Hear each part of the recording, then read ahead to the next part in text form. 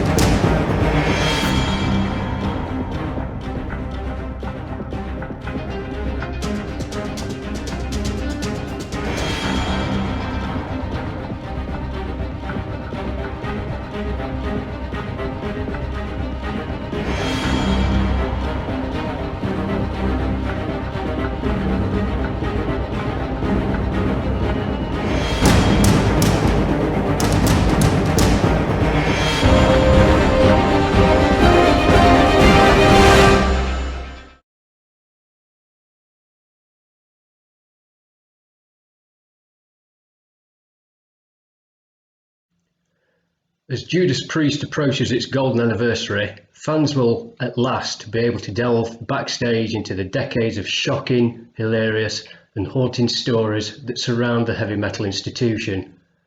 In Heavy Duty, guitarist KK Downing discusses the complex personality conflicts, the business screw-ups, the acrimonious relationship with fellow heavy metal band Iron Maiden, as well as how Judas Priest found itself at the epicenter of a storm of parental outrage that targeted heavy metal in the 80s.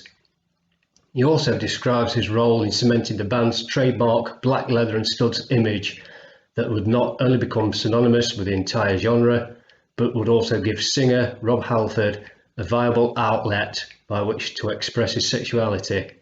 Lastly, he recounts the life-changing moment when he looked at his bandmates on stage during a 2009 concert and thought, "This is the last show."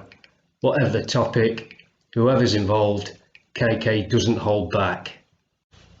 As we all know, autobiographies are usually 10 a penny.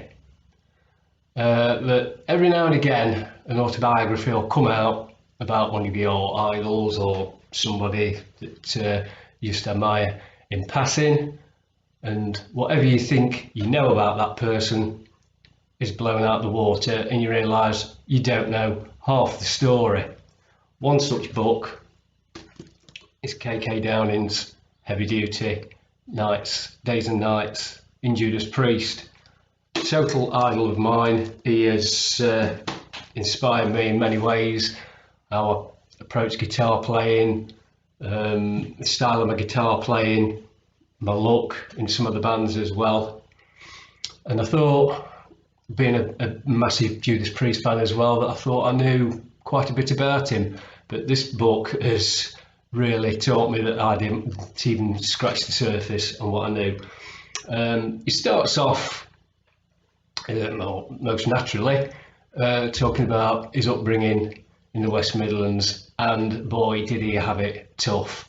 I know there's a lot of modern day rap stars out there who like to boast about how hard their upbringing was, and it just turns out that it's all fluff and smoke and mirrors, and they were as middle class as anybody, and they didn't have a tough upbringing. KK Downing had a really tough upbringing, and it did actually surprise me, and in some parts actually shocked me what he had to go through when he was a young lad. I'm just going to put it out here now that I'm not going to be giving any spoilers to the book. If you want to know, you're going to have to read it for yourself. But like I say, he had a really tough upbringing. There's a lot of people did in post-war Britain. You know, I'm not going to say that it was easy for everybody, but his father was a bit abusive, mainly towards his mother, but his father obviously had some underlying problems, and that's why he was. And KK Downing goes into the reasons and wherefores there. As he was growing up, obviously, music became an escape route for him in his teenage years. He talks about he could have very, very easily gone down the route of petty crime and antisocial behaviour, I think that's what we'll call it today. But luckily for him, and luckily for the world, he chose music. I'm skipping over parts here because, like I say, I don't want to spoil it for you. He goes into detail about learning guitar for the first time, buying his first guitar, you know, like we all do. Then starting up bands, trying to get them started up, and then forming the nucleus of what was to become Judas Priest. Along the way, he's talked about his influences, what made him pick up guitar. It's no secret for his love of Jimi Hendrix, and he actually got to see Jimi Hendrix a couple of times, and he snuck backstage at one gig and actually got to meet him, which that's a story in itself. That he talks about the struggles of, you know, trying to get the band up and going, getting the gigs at the time, what bands were going around and learning from others.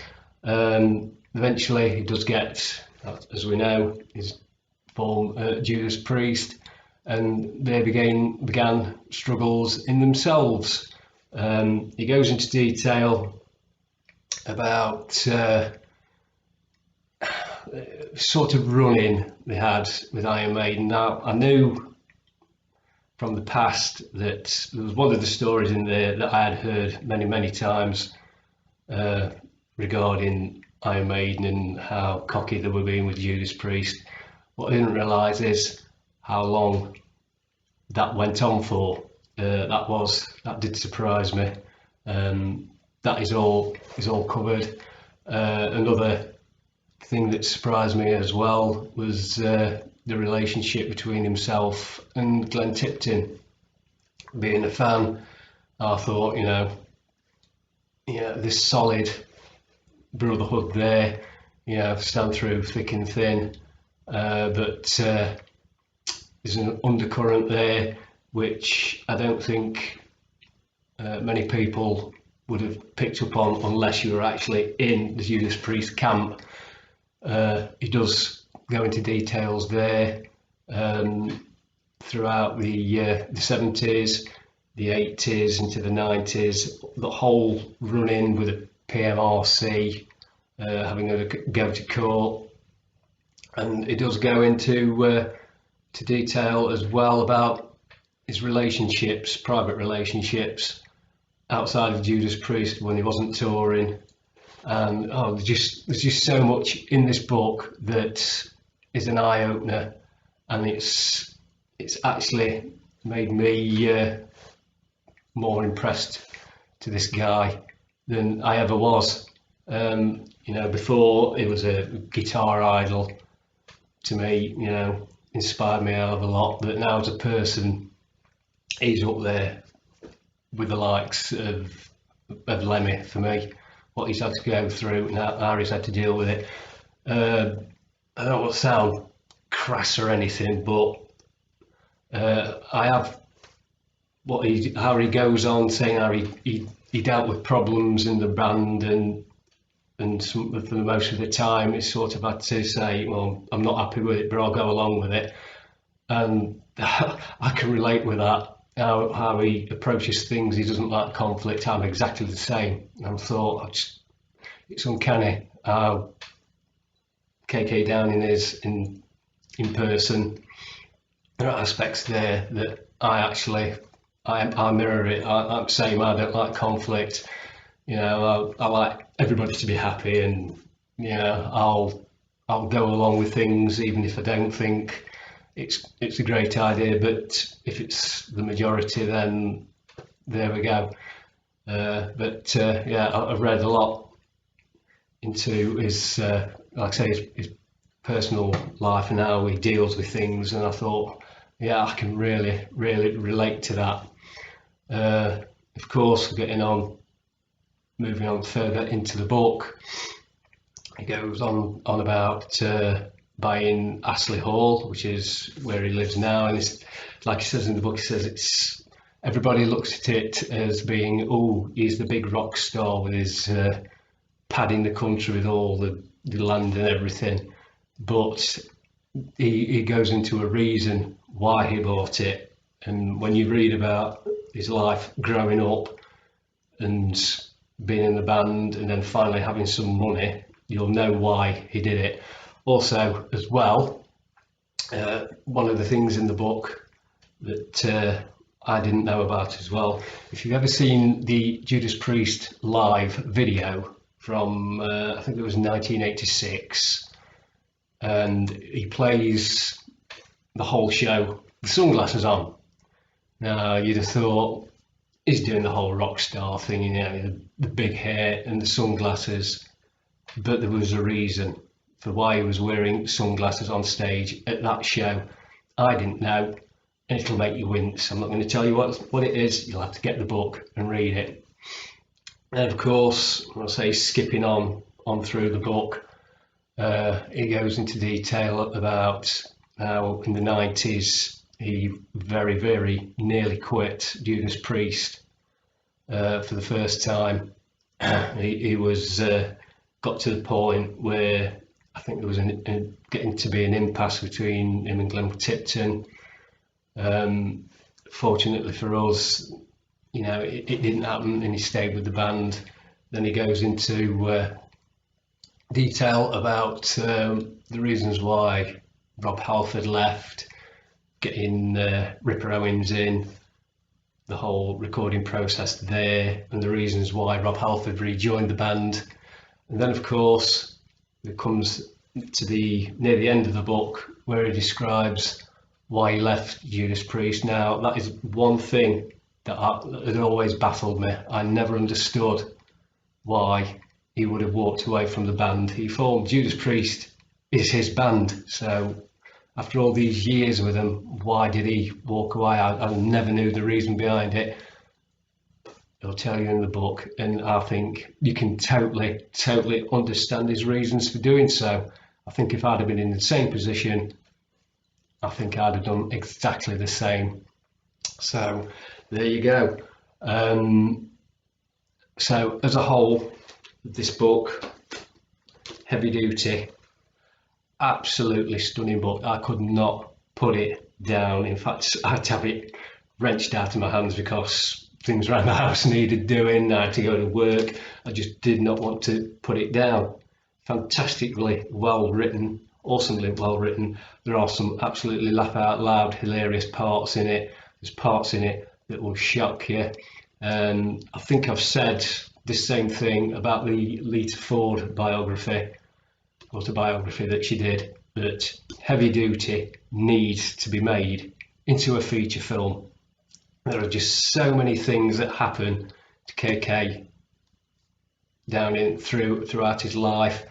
You don't need to embellish facts. You wouldn't need to put in, let's say, oh, let's just add this bit, add a bit more interest. You wouldn't need it. His book, his life is just interesting enough. In fact, I think there'd be too many things that has happened that he's wrote down in this book to get in the film. Actually, you'd be spoiled for choice of what to put in and what to leave out. But I think this is absolutely fantastically well written book. It's an eye opener. I'm going to read it again, definitely, because I've just finished it and I'm going to pick it up. I'm going to read it again. I'll let Claire have a read first because she wants to read it, but as soon as she's finished, I am going to read this book again. That's how great this book is. So with all that in mind, I can only give Heavy Duty Days and Nights in Judas Priest by K.K. Downing my full 5 evil endings.